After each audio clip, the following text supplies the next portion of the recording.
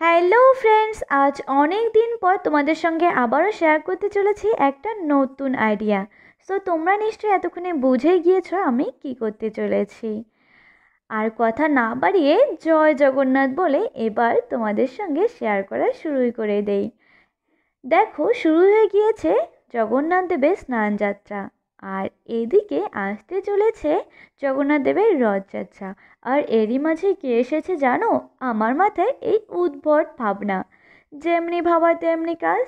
আমি ভেবেছি এই রথযাত্রা উপলক্ষে আমি জগন্নাথ, সুভদ্রা, বলরাম সকলকে আঁকবো, কিন্তু কোনো রকম আর্ট পেপার বা ক্যানভাস ছাড়াই।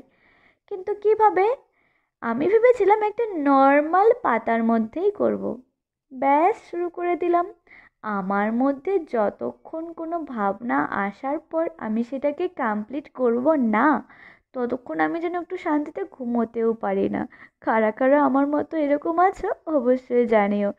যে কোনো একটা নতুন চিন্তা আসলেই সেটাকে কমপ্লিট না করা পর্যন্ত যেন শান্তি নেই। আর দেখো, আমি কিন্তু এই জগন্নাথ দেব করার জন্য একদম সরু তুলি ইউজ করছিলাম, কারণ এখানে পাতাটা ছিল খুবই হালকা আর এখানে হচ্ছিল খুবই ছোট্ট করে।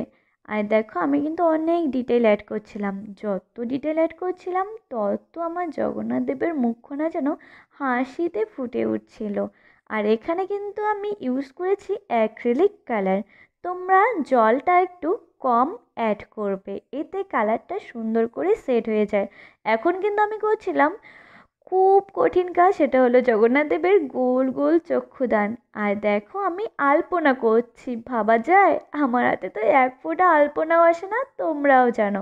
কিন্তু আজ আমার জগন্নাথ দেবকে সাজাতে খুব ইচ্ছে করলো, তাই একটু সাজিয়ে দিচ্ছি। জানি অনেক ভুল হয়েছে, কিন্তু তোমরা একটু মাফ করে দিও।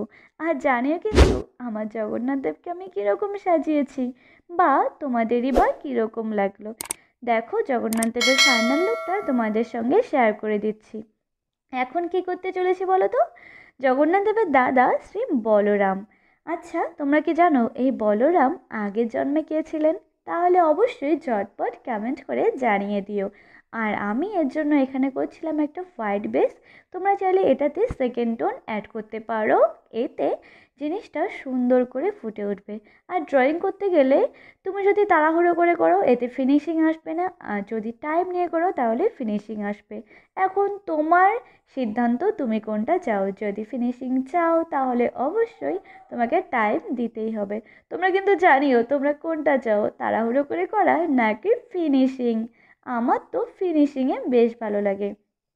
আর দেখো, আমি জগন্নাথ দেবকেও অনেক ডিটেল অ্যাড করছিলাম। তোমাদের সঙ্গে গল্প করতে করতে আমার একটা কথা মনে পড়লো।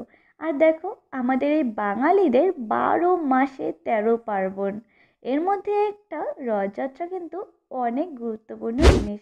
কারা কারা রথযাত্রায় রথ টানবে বা রথযাত্রায় বেরোবে অবশ্যই কিন্তু আমাকে জানিও। আর হ্যাঁ, তোমাদের ওদিকে রথযাত্রায় কি পাঁপড় খাওয়ার প্রচলন আছে? তাহলে কিন্তু অবশ্যই তোমাদের জায়গার নামটিও কমেন্ট করে আমাকে জানিয়ে দিও কীরকম পাঁপড় খাওয়ার প্রচলন আছে। এদিকে দেখো, আমার বলরাম দেবও কিন্তু কমপ্লিট হয়ে গেছে। এখন কাকে বানাতে চলেছি বলো তো? জগন্নাথ আর বলরাম দেবের মিষ্টি আদরের বোন সুভদ্রা। আমরা তো সকলে জানি, তাই না, এই সুভদ্রা কতটা হাসি খুশি থাকে। আর আমি এখানে একটা ইয়েলো বেস কোট করেছিলাম, আর এতে সুভদ্রার মুখখানি করছিলাম। আর দেখো, আমাদের এই যে এত রিচুয়াল, এগুলো পালন করতে করতে সত্যি আমরা যেন কখনো হাঁপিয়ে যাই না, তাই না? কারণ উৎসব কত লোকে সেই অনেক দিন পরে ঘরে ফেরার একটা আনন্দ এনে দেয়, বা চারিদিকে কত দুর্ভিক্ষের মুখে হাসি ফুটিয়ে দেয়, তাই না? আর আমরা যদি সেগুলো মন প্রাণ খুলে হাসি মুখে পালন না করি, তাহলে আমাদের পরবর্তী প্রজন্ম বুঝবে কী করে? তাই তোমাদের কাছে একটাই অনুরোধ রাখবো, আমাদের এই সমস্ত রিচুয়ালগুলোকে একটু সুন্দর করে সেগুলোকে পালন করার। এটা হলো আমাদের ট্র্যাডিশন, তাই না? দেখো, তোমাদের সঙ্গে বকবক করতে করতে আমার সুভদ্রা কমপ্লিট হয়ে গেল। এখন কিন্তু তোমাদের জানানোর পালা কোনটা বেশি ভালো লেগেছে, জগন্নাথ, সুভদ্রা নাকি বলরাম। আর ভিডিওটি ভালো লাগলে বেশি বেশি করে লাইক, শেয়ার, সাবস্ক্রাইব করে জানিয়ে দিও কীরকম হয়েছে। আর তোমরা নেক্সটে কোন রকমের ভিডিও দেখতে চাও। চলো, আজ আসছি, দেখা হচ্ছে নেক্সট ভিডিও। জয় জগন্নাথ।